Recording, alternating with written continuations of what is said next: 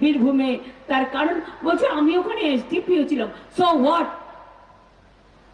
মানুষের জীবনে কেউ ওসি হবে, কেউ কনস্টেবল হবে, কেউ সিভিক পুলিশ হবে, কেউ প্রফেসর হবে, কেউ ইঞ্জিনিয়ার হবে, কেউ ডাক্তার হবে, কেউ আইসি হবে, কেউ এসপি হবে, কেউ এসডিপিও হবে, কেউ ডিএম হবে, কেউ এসডিও হবে, কেউ বিডিও হবে, হতেই পারে।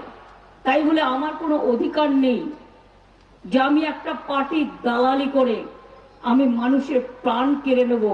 আর তারপর দুটো ডিপি কেস আছে, ভিজিলেন্স কেস আছে।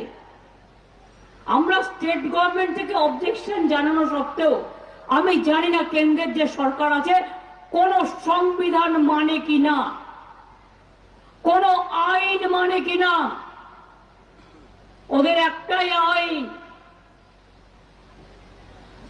One nation and one political party. আর ইলেকশন আসলেই ভাওতা দেওয়া, মিথ্যে কথা বলা, ছলনা করা।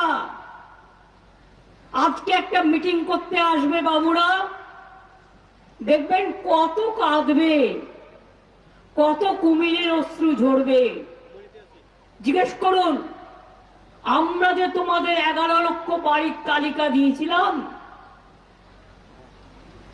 3 বছর ধরে তোমরা আবাস যোজনার টাকা দাও না, রাস্তাঘাটের টাকা দাও না।